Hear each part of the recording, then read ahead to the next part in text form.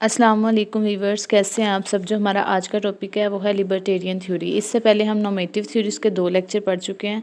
एक तो normative theory का इंट्रोडक्शन और सेकंड वाला लेक्चर हमने पढ़ा है अथॉरिटेरियन थ्योरी का। थर्ड लेक्चर है लिबर्टेरियन थ्योरी।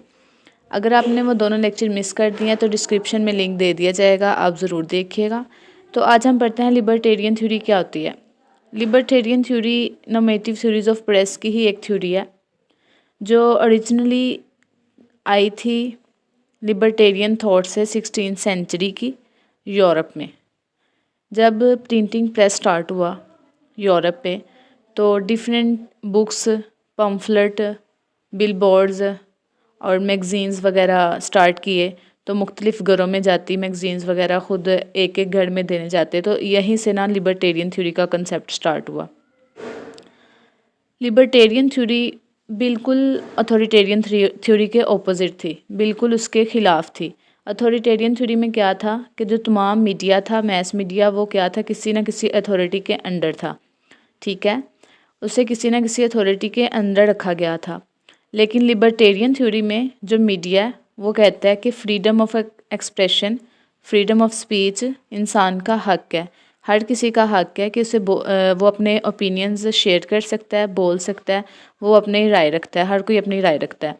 जैसे जैसे सोर्स ऑफ लॉ में हमने पढ़ा हो तो उसमें भी यही आते हैं, सोर्सेज ऑफ लॉ कह रही हूँ, राइट ऑफ मुस्लिम्स या राइट टू लाइफ, तो उसमें आते हैं सारे right to life, right to property, right to freedom of expression, right to freedom of speech.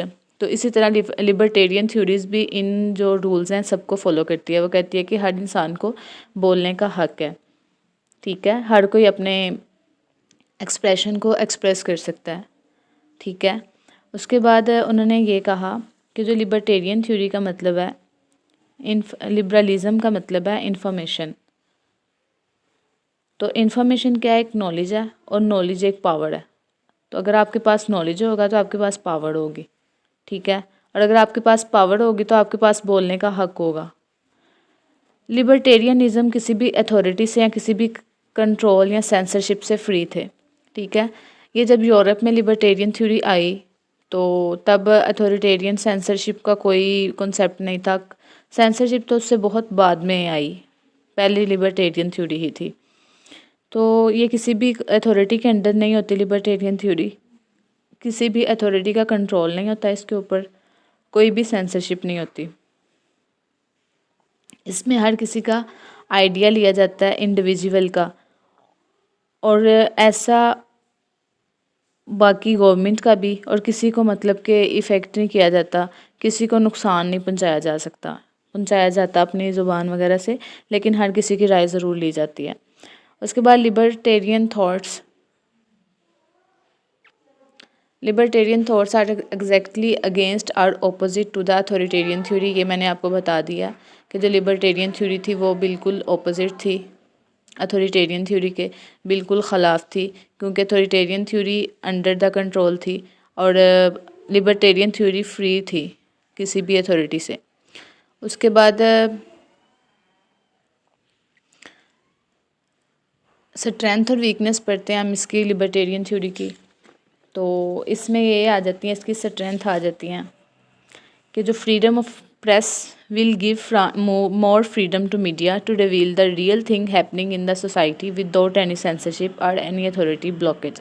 उन्होंने कहा कि अगर मीडिया आज़ाद होगा तो वो बिल्कुल फ्रीडम के साथ कोई भी स्टोरी अगर हो रही है, कोई भी ऐसा वाक़या रूनमा हो रहा है जो गवर्नमेंट हमसे, अथॉरिटेरियन थ्योरी से क्या होगी, सेंसरशिप हो जाएगी, लेकिन लिबर्टेरियन थ्योरी में सेंसरशिप नहीं होगी।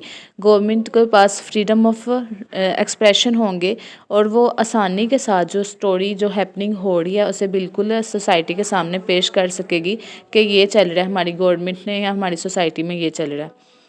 उसके बाद ये यूएस मीडिया ट्रेडिशन से रिलायबल करती है। उसके बाद है कि it gives more value for individual to express their thoughts in the media, मतलब कि हर किसी को राइट्स देती है अपने ओपिनियन को एक्सप्रेस करने का। उसके बाद theory excessively positive but media willing to meet responsibilities which may led people into negative aspects. Sometime लोग ज़्यादा ही लिबरल हो जाते हैं जिसकी वजह से नेगेटिव जो है ना वो भी रूनमा होते हैं। उसके बाद ये बहुत ही पॉजिटिव होती है कि इसमें एथिक्स को और अपने रूल्स को नॉर्म्स को बुला दिया जाता है, तो ये इसके वीकनेस में आ जाता है। उसके बाद ignore needs for reasonable control of media, मतलब मीडिया आउट ऑफ कंट्रोल भी हो जाता है, कोई कंट्रोल नहीं रहता मीडिया पे, कुछ भी क्लैशेस वगैरह आ जाते हैं, कन्फ्लिक्ट वगैरह आ जाते हैं, क्योंकि एक दूसरे के साथ राइवली स्टार्ट हो जाती है इस तरह से। Ignore dilemmas posed by conflicting freedoms, हाँ तो इससे झगड़े वगैरह फसाद वगैरह जन्म लेते हैं। उसके बाद एग्ज़ाम्पल आ जाती है इसकी विकीलीक्स वेबसाइट, ये हमने अथॉरिटेरियन थ्योरी में मैंने आपको बताई थी। विकीलीक्स वेबसाइट को कुछ कंट्रीज़ ने ब्लॉक कर दिया था, क्योंकि वो नहीं चाहती थी कि उनके जो मतलब की इन्फॉर्मेशन है वो सारी दूसरों तक पहुँचे, या बिल्कुल हर एक चीज़ को गवर्नमेंट की हर एक एक्टिविटीज़ को बताया जाए, इसलिए कुछ सोसाइटीज़ ने उसे ब्लॉक कर दिया था। तो लिबर्टेरियन थ्योरी के एग्जांपल में विकीलीक्स वेबसाइट आ जाती हैं, जो क्या करती हैं हर किस्म की कॉन्फिडेंशियल या रिस्ट्रिक्टेड फाइल को भी जो क्या करती हैं वो पब्लिक स्पेस में देती हैं, डॉक्यूमेंट्स को देती हैं, और ये आर्टिकल प्रोवाइड करती हैं, एक ब्रीफ नॉलेज देते हैं गवर्नमेंट के बारे में, और गवर्नमेंट क्या काम कर रही है, किस तरह लोगों की हेल्प कर रही है, या किस तरह लोगों को नुकसान पहुंचा रही है, वो सारा कुछ ये देती हैं।